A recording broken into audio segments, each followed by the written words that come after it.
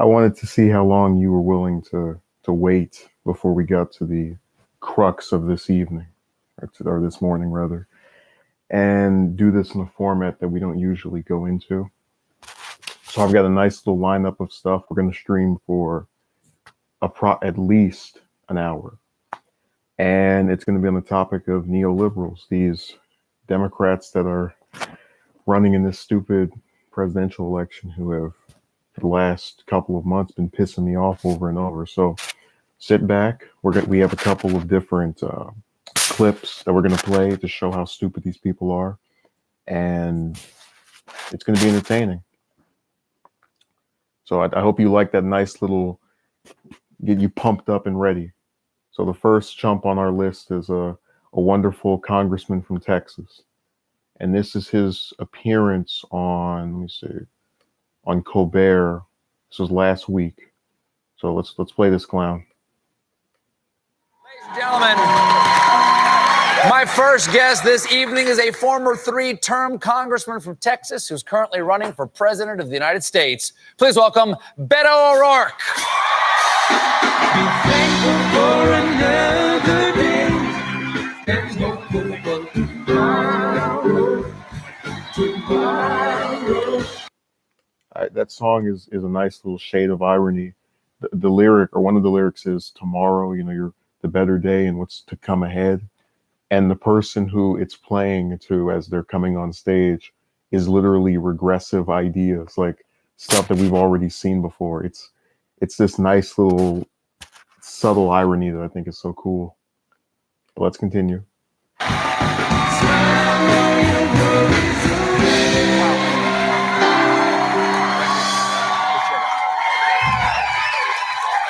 Welcome back to the show.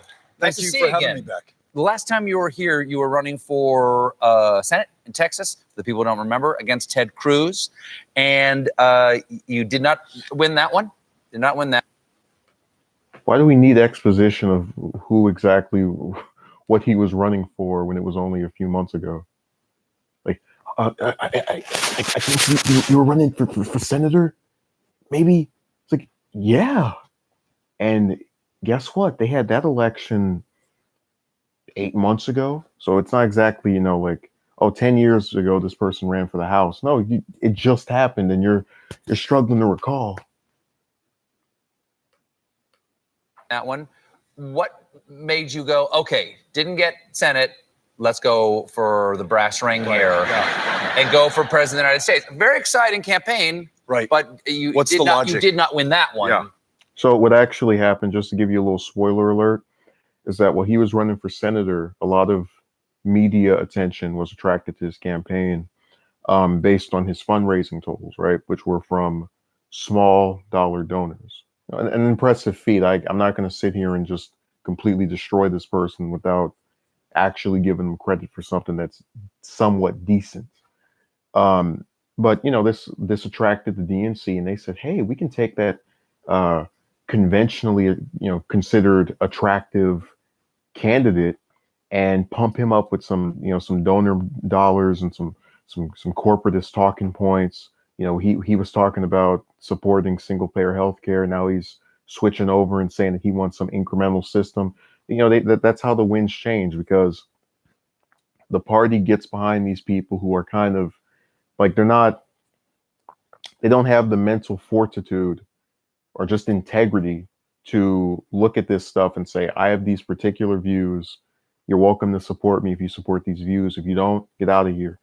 O'Rourke didn't have that, which is why he was such an easy target for them to go and prop up as their presidential candidate. And, it's been even more amusing to watch him sit at 1% in the polls.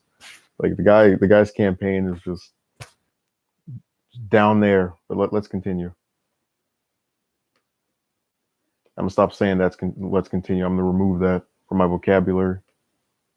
Does this one seem easier to you? Definitely not. In Texas, we got to be something or be part of something just extraordinarily special. A state that had been 50th in voter turnout. So it wasn't a red. I got nothing wrong with Colbert, but that was a really stupid question. This guy is running for president after running for the Senate. And you're going to ask him, was the Senate race easier than the presidential race? Newsflash, let's take a piece of paper and write this down as the essential quote of the day. Every single congressional election, whether it be for Senate or the House, is infinitely easier than winning the White House. For one thing, you don't have to worry about how you're going to appeal to people in all these different states. And you can win that without having anywhere near the media coverage that these presidential candidates oftentimes get. So that was a really dumb question, on Colbert's part. State, it was a non-voting state, turned out at record levels. Young voter turnout in early voting was up 500%. We won more votes than any Democrat has in the history of the state of Texas. It was very, very close, 2.6%, which in Texas is We didn't win. See, what I don't get about that is they tried to make it seem as if it was this big, huge deal. But it's like, not only did you lose, but instead of saying, okay, well, I just barely lost, let me come back and do it 2 years later, because they have another Senate seat up with Cornyn and his goofy self. That's a whole other issue, just how terrible some of these candidates are that are already in office. But the bottom line is that he said, I lost this election by 2 points against a candidate who had way more name recognition than me in a state that is, their home turf, because Texas is a red state, at least it's considered one. So instead of trying for the other seat that's held by someone with way less name recognition, and support among just people and donors alike, I'm going to run for president along with 30 other people. That's really what went off in his mind. And like I said, those DNC clowns actually tricked him into thinking that he was their guy. He was really, in all actuality, a backup plan for if Harris's, you know what I'm talking about, my wonderful senator, for if her campaign started to fail in smog. And now that her campaign is going down the same slippery slope, tube, trash heap that his is, they've had to go over to this little goofy mayor. We have a video of him that we're going to play in here too. And now they're trying to act like, oh yeah, leave it to Pete. No, he's going to be the darling little angel for a few weeks, little surge, and then just plummet. You saw it first. It was Harris. Then it was this one that you see speaking, or you heard speaking, O'Rourke. Then it was this goofy mayor, and now it's Warren that's rising, and then it's going to go right back down. They're going to keep playing that game. They pick one of them, prop them up till they're make them shove them in our face so much where we get sick of them, and then they get surprised when they burn out really quickly. Like, we're not even anywhere near any of the voting yet, which starts in February, and people are already sick of most of these candidates. If that doesn't tell you the overload we've had of some of these people, I don't know what else will. In our race, but we helped others win their races. Colin Allred, Lizzie Panel Fletcher, both Democrats replacing Republicans, helping to flip the House of Representatives. 17 African-American women. 17 African-American women elect. Also, I have to mention that I made a mistake. I shouldn't have picked this interview, because for whatever reason, with any of these, and this is just the thing with talk shows, it seems like there are certain people, and I've seen this even with the hosts themselves, where anytime they speak, the audience has this, like, it's some kind of compulsion to just clap at every word. O'Rourke could have just said, I pissed this morning, and that's them. So I apologize on behalf of that audience, because I know they can be really annoying hearing that over and over, but hey, we got to eat our vegetables. To judicial positions in Harris County, literally changing the face of criminal justice in that community. And what I think I took from that is that we got to be part of a movement, and in a movement of people who were brought into our democracy, a democracy that has been badly broken, captured, corrupted by special interests and corporations. This grassroots, people-powered campaign didn't take. So this goes back to what I was saying about how you have a candidate who gets to just sit around and speak in platitudes and not really give specifics. He says the system is broken, you got the corporations, but what exactly are you going to do to reverse it? Are you going to repeal Citizens United? Are you going to go after the banks where these, the epicenters of these millionaires and billionaires being able to extort cash to further their own funding, and while the rest of us have to pay for them? Like, he doesn't give any specifics. It's just more of this hopeful, optimistic rhetoric crap. And what's so disturbing is that he's actually been told by his goofy campaign manager and figures of the same ilk, just officials that are within his campaign. Yeah, go up there and make people think that you're uh, you're inspirational and you're a signal of change. It's like, what's going to make people actually think that when you start talking about specific differences you want to implement to the system. And you don't get that in those types of interviews. He's had a few moments here and there. Other than that, nothing. Take a dime from a single PAC represents the kind of movement that it will take to defeat Donald Trump in 2020 and then bring this country together again in 2021. So that was what I took from it. Now, there have been some polls, which I'm sure you've seen. There have been some polls I'm sure you've seen that 60% of Texas Democrats want you to run against Senator Cornyn because he's not particularly popular in Texas right now. And you have a No, they want him to run against him because they know he could win, and he's too stupid he's too ego-driven to listen to them. There's actually an interview he did with Vanity Fair where he said that I think it was God chose him to run for president or some kind of narcissist, imperialistic crap. But I wanted to point out that there's another line in here that's really significant. He talks about wanting to defeat Trump and unite with voters, yada yada yada. Right now, within this same month, so the biggest and the reason I'm bringing this up is because people who defend neoliberal Democrats, or just like these corporate Democrats, try to say, oh, they probably changed their mind, so you shouldn't be mad at them for not being consistent and being wishy-washy, even though we mocked Mitt Romney for doing the exact same thing. One of the things they like to do is highlight the differences in time. I swear to you, in this same month of June of 2019, this same month, he had an interview with MSNBC where he was talking about Biden, and he said something to the effect of, we had issues before Trump became president, which is absolutely correct. But this is not in tandem with, basically, he's focused on just defeating Trump when there's no Democrat that he has to signal as a point of regression. Like, if he is talking about other members of the field, that's when we start getting into admitting that things weren't so great 2.5 years ago or 2 years ago, whatever amount of time you want to go back. It's just an interesting thing I saw where he's, both sides of the mouth. chance of beating him. Why not go for that? You already know how to run for Senate. Why go? Why gear up this other thing instead of taking the next chop at Cornyn? I just think, given where we are in this country, this moment of truth on everything that you could care about, will we be up to the challenge of confronting climate change before it's too late? Will we be able to extend healthcare to every single American? Will we ensure that our democracy, under attack by powers from without the country, under attack by our very president, can we save it? I want to be in the most consequential position to make sure that I do everything I can to deliver for this country. So I want to run to serve as president of the United States, and I want to do so in a way that brings people in, that fixes our democracy, that ensures that we're not defined by our differences, but instead by our ambitions and the work that we're willing.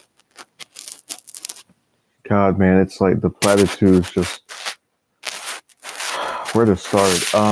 Okay, so the part where he says, I want to make sure we're not known by our differences, but by our abilities. Again, stitch it, put it in a fortune cookie. Nobody cares.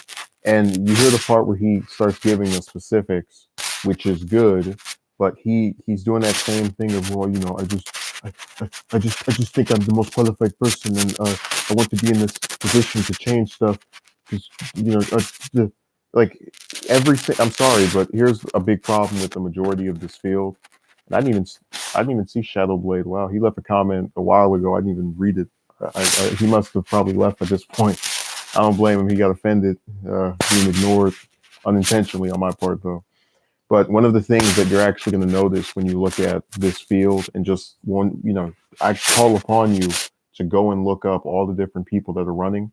The reason that they're all kind of just sitting in that same exact 1%, 2% spot isn't because no one knows who they are. It's because no one knows of any issues they've led on. Like Andrew Yang, you think of universal basic income. Warren, you think of regulating Wall Street or bringing back Glass-Steagall. Sanders, free school, single payer health care, just stuff like that. Hell, even Booker. I don't even like Booker, who's actually another. Do I have him? Yeah, I have him in the queue. He's another person we're going to bring up. But criminal justice reform, he at least has that. What does O'Rourke have? What single policy has he led on? Like I legitimately can't think of any. Because if we actually go to his voting record from when he was in the House, where he was supporting breaking up the banks and all the other right wing positions, new Democrat crap, it's not exactly a thrilling portrait. Let's put it like that. So that's the true reason that people are just completely flopping in this field. No one knows who they are, or rather, no one knows what they did, because most of them didn't do anything. To do in order to achieve them. So that's what has moved me and Amy and our family to make this decision. And I'll say this for Texas. There are going to be some extraordinary candidates running to oppose John Cornyn. One, MJ Hagar, a combat veteran, an extraordinary candidate. If she's the nominee, she will defeat him. There are others who are running who may have just as good a chance. Texas is finally turning out. Our democracy. Dude, the only one of those candidates that can beat, I've paid a little bit of attention to that Senate race. They have a chick called Sema Hernandez, and she is a progressive. She's basically what he claimed to be before he won the primary and started doing the neoliberal pivot during that Senate election. So she's actually, to an extent, at least from what we've seen, the real deal. I'd recommend supporting her if you actually see that seat get flipped. But I know people won't do that because if you don't live in that state, it doesn't matter. So it's all good. All right, let's continue with this clown. Works. We're going to have a Democrat representing that state in the United States Senate after 2020. That'll be fascinating to see. Right. Because Texas has been on the cusp of turning for so long. Right. If I'm not mistaken, correct me obviously if I'm wrong, you are one of the candidates who is in favor of starting impeachment investigations or impeachment proceedings against President Trump. Am I correct in doing that? Yes. But if that actually goes forward and he's impeached, you wouldn't have the pleasure of running against him. Aren't you robbing yourself of the joy of running against President Trump there? Why do you think? Because Pelosi is still dead set against it. She's saying it's not impossible, but she just does not see the sign that it's the right thing to do. Why do you feel differently? Impeachment is not about getting rid of the president. It's about finding the facts, getting to the truth, ensuring that there's accountability and justice for what happened to this democracy in 2016. A candidate for president who invited the participation of a foreign power, who, once the investigation began, fired the principal investigator, James Comey, the head of the FBI, tweeted in broad daylight to his attorney general to stop the investigation. And there was something really powerful in what Bob Mueller said. Tweeted in broad daylight. Man, he showed me a new phrase. I didn't know you could tweet in would Trump have been exempt if he tweeted at night? Why couldn't he just say he tweeted this? And why do you have to put all that extra stuff around it? It just makes it sound dumber. But again, it's all part of his hyperinflation of rhetoric. Oh my God. But hey, this guy still has supporters somehow. Go figure. Within the last few weeks in his public comments, he said that when a subject of an investigation lies to the investigators, or obstructs justice. It gets to the very heart of this government and our ability to hold ourselves accountable. In other words, for this democracy to persist, there has to be justice. And if we set the precedent that some people are above the law or beyond the reach of the law by not impeaching this president. So again, I hope you realize what the issue here is. The issue isn't about whether you think Trump committed a crime or not. It's the platitudes. What the hell do you mean justice? Like, Trump gets removed from office. Let's say in this impeachment thing, right? Hypothetical. Is he going to go to jail? Is he going to serve some? What's this? They should just let. Well, I already said that before. I think that it would make more sense to just have him serve the term, and then because, like I said, we mess with people's elections in other countries all the time. We overthrew the Iranian government for their oil in '53 with the CIA, but whatever. When it's done to us, oh my God, I'm so disgusted, and we need to take serious actions, and the world needs to join us in condemning this and whatnot. So I think we've heard enough of one Texas clown. Let's go to a New Jersey one. Let me turn this up. Power to simply look at as many as 17,000 federal prisoners on nonviolent drug charges and say, through presidential power, after screening those cases, these people have served their time, they can go. And this is one of those proposals that Mitch McConnell can't say anything about, whether he's in the Senate or not. Yeah, and look, there are people unjustly incarcerated in the United States of America. How do I know? Well, number one, we've legalized marijuana all over the place, and we still have people in prison for doing things that 2 of the last 3 presidents admitted to doing. We have people. So I wanted to also point out something. I'm not a fan of Booker for, I think, kind of obvious reasons, but usually when he speaks about the screwed up U.S., incarceration rates, it's fairly accurate. The only issue I have is that he does this thing where, like, and I guess maybe it's because I try to follow these people and see their stuff. This is like the 3rd or 4th different video I've seen of him since he started running for president, where he's mentioned 2 of the last 3 presidents, smoked. It's like, okay, but why can't you just give a statistic? I don't care about what, like, politicians, you already know, get away with doing all kind of stuff that regular people couldn't screw with. Case in point, during that Kavanaugh crap, right? Disregard the sex allegation stuff. What was one of the lines he said? I got into, what school is that? I got into the Ivy League school I went to on my record and my hard work and my stamina and my integrity and my energy and whatever.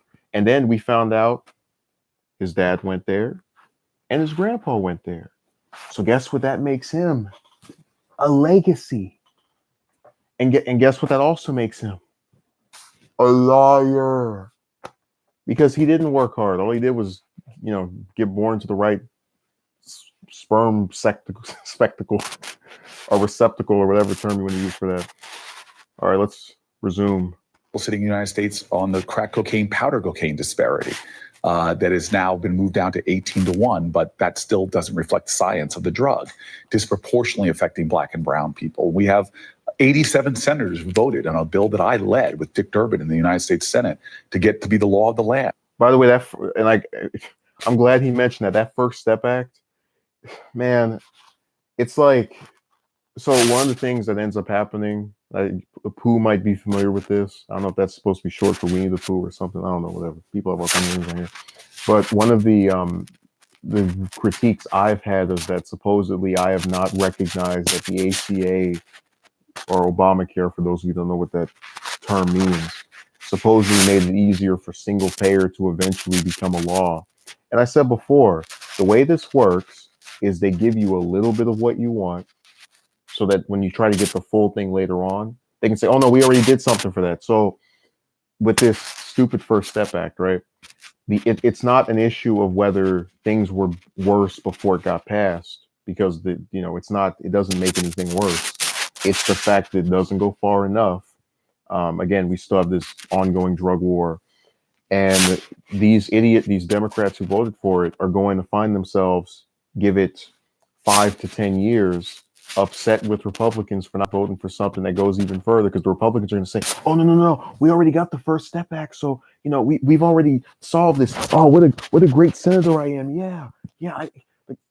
That's the whole reason I really don't like the mindset of these, because like I think when you're a lawmaker, one of the things you should be able to have is foresight. It's kind of like how um, in June of, I think it was 2017, you can actually, I probably can look this up, but it was that month, we were still in the Iran deal, which one of the requirements on the US's part is we can't put sanctions on Iran while we're in the deal, which of course Trump ripped it up 11 months later. But the point is we were still in that deal. And to this day, you will find Democrats, whether they're in office or they're a commentator on CNN or any of these other networks, saying it was stupid for Trump to get out of it. It was a great deal, blah, blah, blah, blah, blah. Well, if Democrats really think that, then why did every single one of them in the Senate vote for a bill that added not only sanctions on Russia, which is unrelated, but also added sanctions on Iran, which again was against the deal while we were still in the deal? I swear to you, type in Russia-Iran sanctions bill, and you will find that every single Democrat in the Senate voted to put sanctions on Iran while we were still in the agreement. So what does that say to the world? Our word doesn't mean a damn thing, because we will promise you something one year, and then without, whether it's the other party taking over the White House, we will just completely flip on you in a short amount of time. But it's stuff like that where they say one thing and do the opposite. Let me say hello to Mark. You've tuned into our Neoliberal Power Hour. Make sure to watch the replay, and you can get that epic intro where I don't get in my chair for like a whole minute. That said, hey, we need to lower these unjust sentences, lower the mandatory minimums. But we never made that bill retroactive. That means somebody sentenced the day before that bill gets a much longer sentence than somebody sentenced after. Well, if 87 senators agree that bill, that those sentences are unjust and too long, it should apply retroactively. So we have identified those three buckets: marijuana crimes, crack powder cocaine disparity, and the ones that should have been affected by the First Step. And I think I've also made my position on this clear. If it's a nonviolent crime, let the person go. Again, you can argue that there might be some specifics I'm missing there, but generally, if it's not something like, let's say, rape or murder, let him out, or at least don't give him some ridiculous, huge sentence. You know what I mean? As far as that First Step Act, he pointed out that 87 senators voted for, which is true. I'm trying to remember who all didn't. I know it was Cotton, that snake from Arkansas, or Arkansas, whichever way you want to pronounce it. That's the same douchebag that was only in the Senate for 3 months and got like 85% of the Republicans to sign a letter to Iran saying, "Hey, forget what Obama's telling you. We know that he doesn't know what he's talking about." Did that only a few months after being in office. It was crazy. But it was him. It was, I think, Murkowski, who, is like one of the only Republican senators I actually like to any extent. So it was like a whole little tidbit group. It was a bunch of Republicans that they were like, yeah, we're not getting with this under no circumstances. Man, it's like, how right-wing do you have to be to oppose that? That's crazy. All right, let's continue. Act, if it was made retroactive, it's about 17,000 Americans who deserve to have their liberty. And I want every presidential candidate to join me on this. And this isn't going to be day one after you take the oath of office, you go back to the Oval Office and you do it. You've proposed some kind of screening commission that will look at every one of these cases, make sure that they are as simple and clear as you think they are. Right. And then pass them. Yeah, we want to make sure that nobody poses a threat, that people are evaluating what happened to you, all that we're going to make sure. But the most fundamental idea, our founders talked about that. Okay, how are you going to make sure? And I love how he starts bringing up random people who have nothing to do with the current context. Like when people give a speech, right, and they say, this person said this, and this is why I believe this. Okay, fine, whatever. But he's like, what the hell do the founders have to do with all of these nonviolent offenders going to prison for a long time? Like, what relevance does that have? So just weird, man. People are strange. He's not sure. Well, Booker's not sure. I don't know who you're talking about. Is Booker not sure? This idea of liberty. And to take someone's liberty in an unjust manner is Unjust. a cancer on the soul of our country. And to know that Oh when you my and I God. sit here. Oh my God, we need to write that down. To take someone's liberty is, what was it, like a cancer to the soul? Let's replay it. Let's hear that again. That wonderful, nice neoliberal mini speech, drive-by speech. Let's hear it. About that, this idea of liberty. And to take someone's liberty in an unjust manner is a cancer on the soul of our country. And to know that when you and I sit here. To take someone's liberty in an unjust manner is a cancer on the soul of our country. Like, it's almost like they just get together and plan this stuff out. They take Bible passages and stick them in their speech. Why can't he just say, you know, violating the rights of one American would mean doing it for everyone, or, you know, we can't all have rights if some of us don't have any. It would have been very simple, would have made a point, and wouldn't come off as if you're like no one talks like this. Okay, just, I don't care how eloquent you think you are. I consider myself to be eloquent to some extent, to have a, I guess, wide spectrum of words to throw at my disposal, but I still would never go around saying, if Pooh doesn't leave, I don't know, doesn't post my Patreon link, it will be a cancer on the soul of my video. Like, again, no one says that. No one speaks that way. Like, these candidates wonder why like they're not resonating. It's because of stuff like this. When he's talking about reforming this screwed up, broken system, even though, again, like I said before, the word I hate the most out of any of these different terms that people use, probably even more than socialist, because at least with that, you have people who actually like it, is reform, because it's a very lazy way, or rather, it's a very nuanced way to describe changing something without giving a specific. So, you know, my idea of reform might not be the same as someone else, but because the person wants to appeal to some, you know, what they think is a larger group of people who won't do any research on this candidate, they'll say, instead of saying, "Oh, I support non-violent offenders," you know, for the most part being Fred, or otherwise, you know, if they're convicted over a drug offense, want to end the drug war. That's a specific, whether you agree with it or not. But what they do is they go, "Oh no, I support reforming the criminal justice system to ensure the bettered and otherwise advanced rights of the common American within our." They go out of their way to do word salad as a means of not being held accountable for any of the trash that comes afterward. Criminal justice system is a joke. Yeah, it's a joke. You know what else is a joke?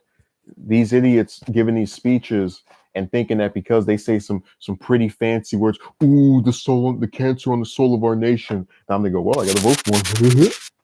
No, we've seen through you. It might have worked with Obama, but it's not working anymore. We're coming after you, man. It's all over.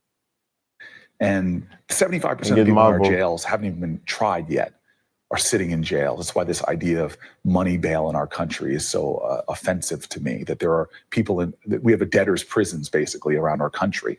But for the people as president of the United States, I will use my power of clemency to liberate those who are unjustly incarcerated with no apology, no hesitation.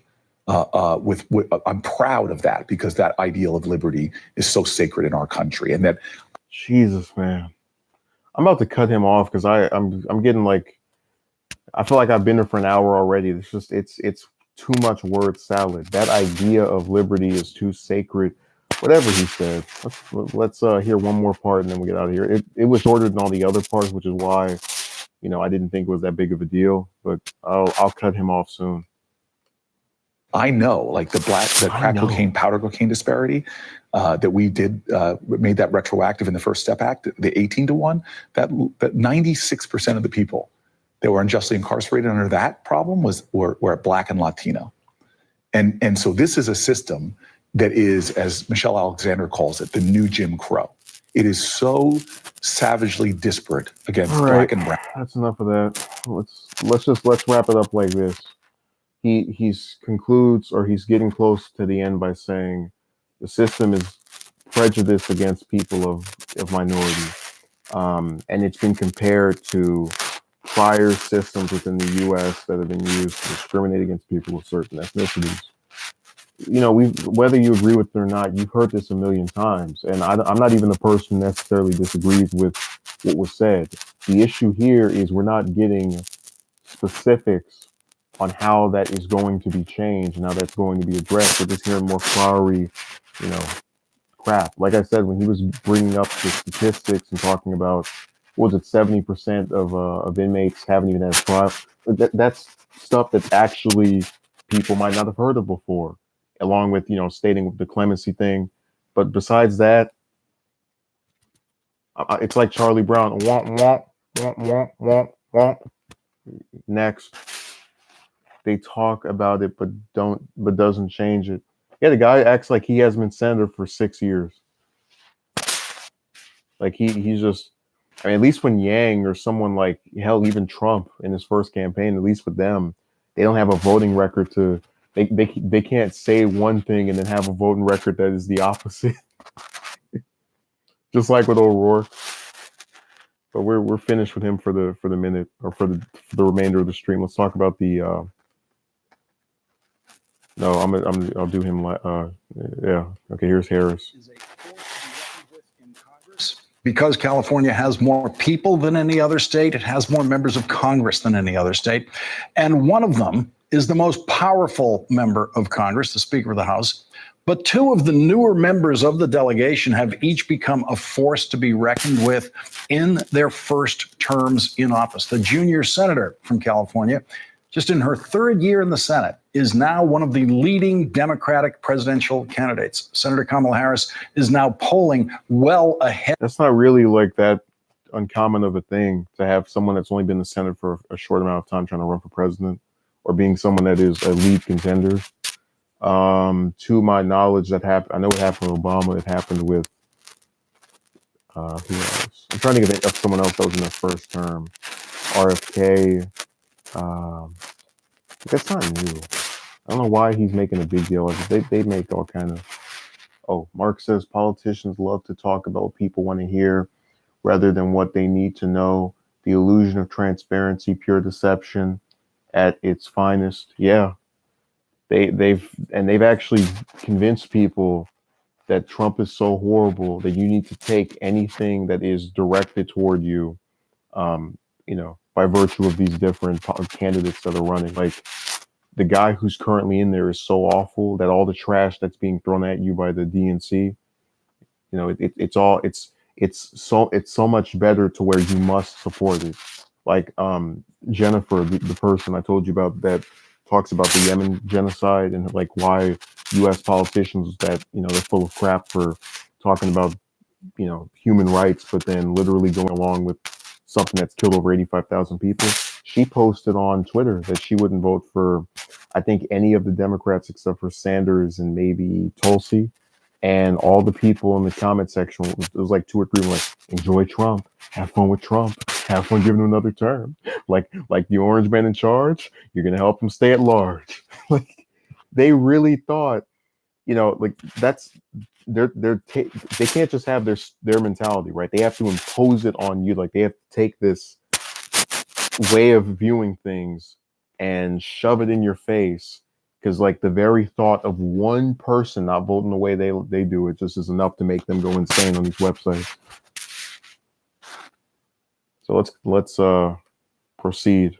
Head of President Trump in a Quinnipiac national poll, beating Donald Trump by 8 points. Senator Harris will be our first guest tonight, responding to some of what the president had to say in President Trump's official campaign announcement tonight in Florida. Also with us tonight, later in the hour, is California's newest congressional star, Democratic Congresswoman Katie Porter, who is now in her first year in the House of Representatives, serving in a... Hey, don't listen to this clown. She's not, Porter's no one knows who that is. I guarantee you, who's someone in the chat? Mark could go down his street. He could go down his whole neighborhood are blocked, and he could ask everyone, "Who the hell's Katie Porter?" And unless he lives in that district, I'm willing to bet not maybe not no more than 2 people would know who she was. So that thing of her being a star is just completely asinine. A congressional district that is their mind is now Congresswoman Porter will Trump. Jesus. Is Yeah, we're getting past this. See, this is leading day, this first is funny. night. This is funny. Okay, so this video that they put up on their website, on YouTube rather, and I'm mentioning this because it's relevant to how stupid editing is with these people. The title is Kamala Harris, and then President Trump's new whatever, something that basically says this will be an interview with her. I just looked at the thing. It takes 4 minutes for them to start speaking to her. So that means for almost half of 10 minutes, you got to sit here and listen to, and Kamala's she's really risen. Like just this complete verbal bootlicking for this candidate. Like, just let me hear what the person himself has to say. Ugh. On the re-election campaign trail is a Democratic presidential candidate who is leading President Trump in the latest Florida poll, and in a national Quinnipiac poll, leading President Trump by 8 points, 49% to 41%. She is the Democratic presidential candidate who represents more people than any other Democratic candidate currently represents. The 40. Yeah. When you're the senator of the biggest state, you end up representing the most people. Wow, Einstein. Tell you, man, just the bootlicking is on full excess. He must have taken like some kind of drug to just artificially increase the amount of suckage that he's doing with her. Like, it's crazy. Like, these interviews are the reason why you have these conservatives who say the media is liberal friendly, because they take someone like this who really isn't even an actual like progressive, but pretends to be one, and they just go, "Oh, Kamala, oh, Kamala, Kamala," and the rest of us that don't buy it are just like, wow, they're really in love with her. So once it all explains itself. 40 million people of California. Senator Kamala Harris, thank you very much for joining us. I really appreciate it. Great to be with you. I want to start with your reaction to the president saying he wants to round up millions of people in this country and deport them. It's outrageous. And the way that I come at this issue, Lawrence, is, I was a career prosecutor, and I will tell. Dude, she will, man, it's like, I don't even know what, Mark didn't write anything else. So he was laughing at something else. He was just having a good old giggle fest. One of the problems that Harris has ran into, and which is why people call her Top Mala, is that her record as a prosecutor of jailing minority people is getting resurfaced, with good reason, because one of the angles that Democrats use against Trump is the race thing, right? And so to have a Democrat who is minority that was in a position of power over minorities really show a kind of cruel and unsympathetic hand to them that would be better associated with non-minorities, so to speak. It's this big bowl of irony. Okay, Pooh says didn't do much as a prosecutor. Oh, I know that. But she tries to make it seem as if it was this wondrous eventful career that completely changed Northern California or whatever part of the state she's from. I think it's San Francisco, yeah. But just she tries to make embellish and make it seem as if it was so huge, and it wasn't. But let me see if I can skip over this part, because I'm not really interested in hearing her talk about in the shadows some woman is afraid of a patrol car, blah blah blah blah blah. Okay, separations. I'm looking at the subtitles. I'm not really interested. Okay, more immigrant stuff. This goes on for like 3 minutes. So that's another problem that these people have. All they do is want to talk, and we've been over this before, where I purposely will not talk about that topic because it's covered so much everywhere else. Like, I already made my position clear on that, and already had somebody come over here and lose their mind. I was like, dude, no one cares. Like, first of all, I don't even care enough about this topic to even, like, get ready to get back in the back and forth over it. And secondly, it's getting covered so much to where you can just ignore me and go watch Fox or wherever the hell else projects your view. All right, let's see which part this is. Election. Some of us have been in the campaign for a while now, and I look forward to meeting him on the debate stage. The crisis of the week, which has been building and building and building during the Trump administration, especially during the time of John Bolton, is now the crisis with Iran. With the president, the White House is saying there's absolutely no question that Iran is guilty of the attacks on those tankers that we saw in the Straits of Hormuz. What would you be saying to Iran today if you were president of the United States? Well, first, I would not have pulled us out of the Iran nuclear deal. They were complying with the requirements. If there's no...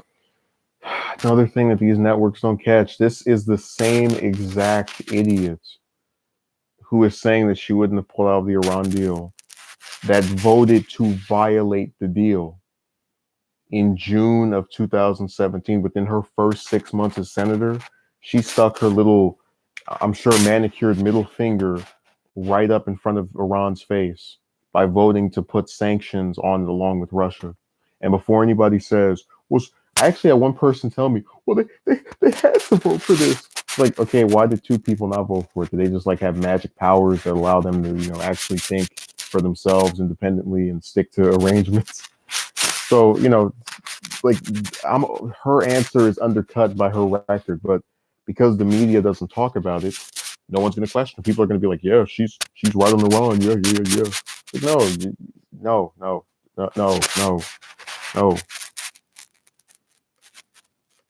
Oversight. We can't guarantee that they won't build it. Skip a little bit further. Or his power. He does not respect it. It is about his ego. And it is not about what is in the best interest of our nation and, frankly, our national security. Okay, so she's doing more of the grandstanding stuff. What the hell does the president's ego have to do with bombing 7 countries? What does the president's ego have to do with this crappy tax bill that gave 83% of its wealth to the top 1%? Like, what is I'm telling you, man, the easiest way to turn me off is for them to start talking about the personality traits. I do not care. And I've seen, as a Sanders supporter, I've seen him do the same thing, calling Trump a liar. Like, Trump lied, Obama lied, Bush lied, Clinton lied, all these different, like, it's not new. And they're trying to make it seem to you as if it's this shocking revelation of a man we have in the White House. And it's literally the exact same traits, just being made a little bit more obvious. But, they have to do this because, unfortunately, when you run for president in this current extremism era, you have to make it seem as if, like, the sky is falling and like they can't do it in a way where it's actually, like, legitimate, right? So when you talk about 76% of Americans who pay that's true. Bombing 7 countries, spending $700 billion each year on the military budget. These are things that are accurate that are not part of their little scheme, which is why they don't talk about them. Instead, they'll sit here and whine you about some tweets and, other crap that really is not consequential. No such thing as an honest politician or member of the government. Oh, well, whatever, Mark. I'm just saying that, they're trying to make it seem as if they themselves and the presidents before him didn't lie, and that's anything but the case. So I think we're almost done with her. We can. You serve on the Intelligence Committee. Have you been briefed on the attacks on these tankers? I have. Are you convinced that Iran is guilty of these attacks? I can't talk about that. Do you believe that the public is now in a position where we can trust what the administration says about this? I am of the opinion and belief that there is a lot of what this administration says about policy, domestic and foreign, that is misleading the public. What about Iran? What about right now in the middle of this? Listen, Lawrence, let's be clear. Iran presents a threat to the United States, which is why we engaged and entered. See, that's stupid. Iran hasn't done anything to us. Like, I would love for someone, okay, pull out, I don't know, CNN or any of these other websites that have the archive of their different news articles on there. Look up when Iran had a terrorist attack against the U.S. Never happened. Like, I'm like, oh my God, I wish they would just admit, yes, this country could probably do some stuff to us. I'm not going to call them a threat because they don't do anything to me. It's like if I said my neighbor has a firearm, but they've never used it directed toward me. That means it's not a threat to me because they have a weapon that I guess they could use against me if they wanted to, but they're not presenting themselves as a threat in spite of the fact that they have this weapon. So just like how Iran has never done anything to us, uh, you know, to call them a threat because they have weapons, well, hell, doesn't that make us a threat to everywhere else? Like, remember, we're only bombing 7 countries. We have troops in over 100 of them. So are we threats to all those different places? Food for thought. Why is Iran so important to the U.S.? Because, it's simple. Remember, Israel is one of the 2 countries the U.S. bootlicks for, and like, whatever their policy is, it's our policy, except healthcare for some reason. So Iran is like, as far as its government, it's considered the arch nemesis of the Israeli government. So we by nature have to be, hate them and be opposed to them at all turns. It's just like with Saudi Arabia and the Houthi rebels. Like, Houthi rebels have never done anything to the U.S., but because they overthrew the Saudi Arabia supporting government that overtook Yemen at one point, we now consider them our enemies. We now fight in a civil war against them. It's all for multiple places and people we mess with because they mess with someone that we call ourselves being allies with, who, let's just call it what it is, wouldn't bust a fruit in the grape to help us. But, we have to be the world's police and decide and determine things. And you have to remember the U.S. sees almost every country as a threat. So yeah, but again, we ourselves are is a threat. Oh, I love this. Mark says America is the lapdog to Israel and Saudi Arabia. Pretty much. And like I said, it didn't have to be this way. I didn't say this earlier, but it didn't have to be this way because at worst, if you were to cut yourself off, if we cut the U.S. off from the Israeli government, you said, okay, you know what? The way you guys treat the Palestinians are terrible, so we're not going to bother with you anymore. If we did that, the worst that would happen is AIPAC and these other different Israeli government supporting groups would distance themselves from politicians, and a couple of them would go, I can't believe the current administration would do something so anti-Semitic. That's it.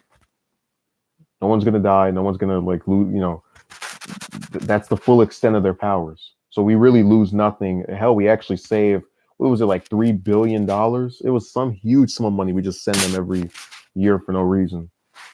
So we're getting nothing out of these partnerships. Don't let anybody trick you into thinking otherwise. But look, we've heard enough of her. So last and certainly least, let me see if I can find them. What happened earlier today with the Mayor Pete Buttigieg. He was supposed to attend in the fish fry, but he canceled those plans to return home for a march related to the deadly shooting of a black man by a white police officer in South Bend. This is actually what you're looking at here is live, but I want to play for you what just happened moments ago, an exchange he had with community members. Can you say to us today, in front of all these cameras, that Black Lives Matter? Did you just ask me if Black Lives Matter? Yes. We want to hear you say it. Oh, of course, Black Lives Matter. Then fire your car. Are you a racist? What about a black life? What matters about a black life to you, Mayor Pete? What matters about a black life to you? Answer that for it just mother. You don't say anything that matters to me about my own. Answer that. Keith, you sort of were, your eyes were opening wide. I'm shocked. I just saw this for the first time, and that's in South Bend. Yes. This is, I think, going back to the conversation I was having with Governor Rendell, it's just that African Americans are not a monolithic community. I look annoyed. No. It's I again, I try to not discuss racial stuff because every single time I talk about it, you get lynched by one side and blown to pieces by the other, or hanged by the other. Um, the reason I did that was because they want him to say this phrase, right? To highlight the importance of these lives. But then when he says the phrase, he gives in to what they want him to do, right? Which is, I think, the exact opposite of leadership, whatever. Then you hear the one lady pestering him. What does the life mean to you? What does the life mean to you? So basically, you're damned if you do, and you're damned if you don't, because if he didn't do it, they would be pissed. After he did it, woman's still pissed. But see, this is why I said that there are certain things about public pressure that really have no benefit to them, because the people who are pushing for them cannot seem like, you had the one person who said fire the police chief, right?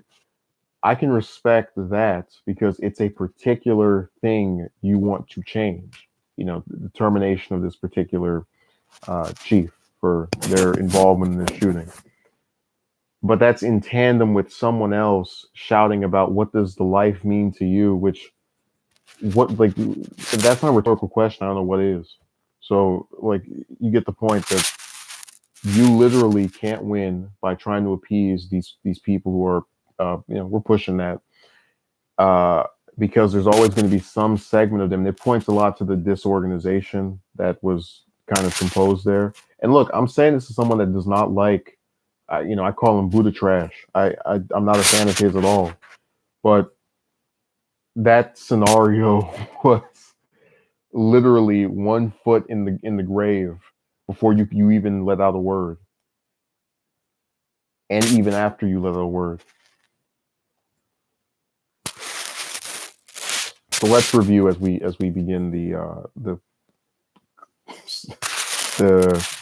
epilogue of our neoliberal power hour. We've had people use platitudes. We've had politicians get screamed at. We've had senators, a certain person whose name starts with a K and ends with a Kamala Harris, say they think that they should have stayed in a deal that they voted the year before to violate. Like, what else can I say other than that?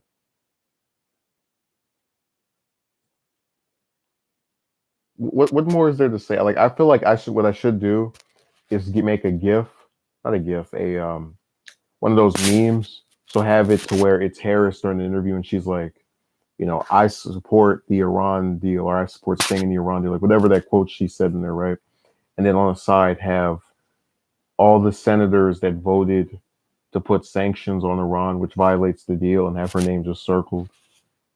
Because that's literally what that is. But that's really the crux of this whole thing, that these people, whether they're from Indiana or New Jersey or Texas or my own backwater of CA, are going to promise you one thing,